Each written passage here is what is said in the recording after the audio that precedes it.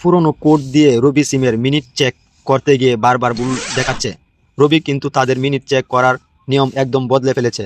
আজকের ভিডিওতে দেখাবো সম্পূর্ণ নতুন এবং সবচেয়ে সহজ উপায়, যা দিয়ে মাত্র 2 সেকেন্ডে আপনি আপনার রবি সিমের মিনিট ব্যালেন্স দেখে নিতে পারবেন। চলুন তাহলে ভিডিওটি শুরু করা যাক।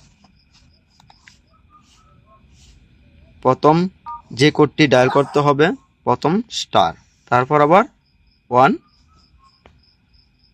তারপর আবার 2, তারপর আবার 1, তারপর আবার স্টার, তারপর আবার 1, তারপর আবার 1, তারপর আবার হ্যাশ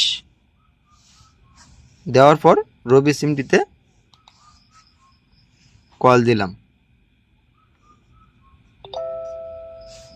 উপরে দেখাচ্ছে ব্যালেন্স 30 পয়সা, total minute 30 minute, total SMS 30, 0 total সব কিছু কিন্তু এখান থেকে এই কোডগুলো ডায়াল করলেই মিনিট ব্যালেন্স চেক করতে পারবেন।